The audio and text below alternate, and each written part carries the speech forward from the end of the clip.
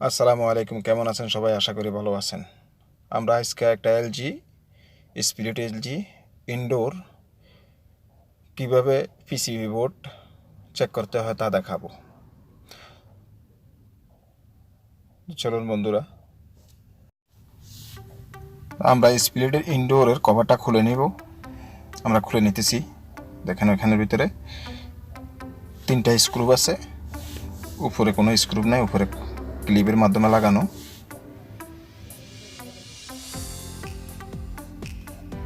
আমরা স্ক্রুগুলো খুলে নিতেছি। আমার খোলা হয়ে গেছে। এখন আমরা কভারটাকে ওপেন করব। আমরা ওপেন করে নিলাম।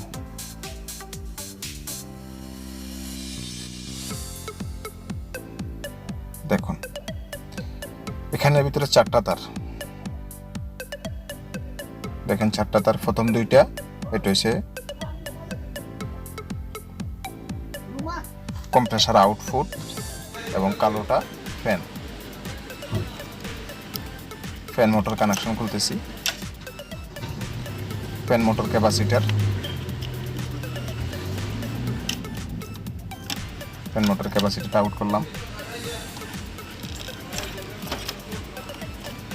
এখন আমরা পিসিবি বোর্ডটাকে আলাদা করে নিতেছি যাতে আপনাদেরকে দেখাতে সুবিধা হয়। দেখেন আমরা সেন্সর এবং ডিসপ্লে যে তারগুলো সেগুলো খুলে নিলাম। দেখুন এটা ফ্যান মোটর কানেকশান, এটা ফ্যান মোটরের কানেকশান। এখান থেকে ফ্যান মোটর আউট হয়ে গেছে। এটা 2 তারের কানেকশান। এটা স্পিডটা কন্ট্রোল করে এই পিসিবি বোর্ডের মাধ্যমে। এখানে আইসি আছে, আইসির মাধ্যমে এগুলো স্পিডটাকে কন্ট্রোল করে। এখান থেকে ফ্যান মোটরের কানেকশান আউট হয়েছে। এবার দেখেন এখানে কম্প্রেসারে একটা কন্ট্যাক্ট ব্যবহার করছে তারা, ছোট্ট একটা কন্ট্যাক্ট। দেখেন প্রথম যে 2টা আমরা কন্ট্যাক্ট দেখতেছি ওইটার ভিতরে কন্টিনিউটি আসতেছে, ওইটা আমাদের আউটপুট আপনার মেশিনের মধ্যে চলে যাবে। আর এই জিনিসটা এটা হচ্ছে নিউট্রাল, এটা ইনপুট ওইটার ভিতরে ঢুকছে, আউটপুট এখান দিয়ে বের হয়ে গেছে।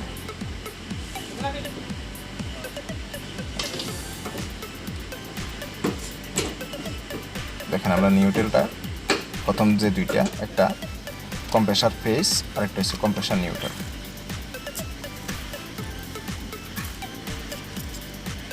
এখন আমরা পিসিবি বোর্ডটা লাগাই নেব।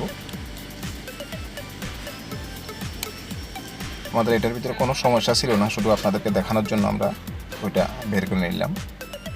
দেখেন এখান থেকে আমাদের মেন যে 2টা তার গেছে, ওই 2টা তারের ভিতরে আমাদের প্রথম যেটা দেখালাম আমরা, ওইটা হচ্ছে আমাদের আউটপুট ফেস, তারপর একটা হচ্ছে নিউট্রাল, আর এটা হচ্ছে ফ্যান মোটরের কানেকশান। এখান থেকে ফ্যান মোটরের কানেকশান গেছে।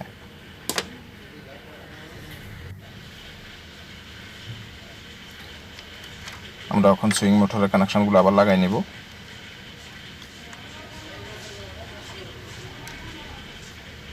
এখন সুইং মোটরের কানেকশানগুলো লাগাই নিছি। এটা সেন্সরের টেম্পারেচার সেন্সর।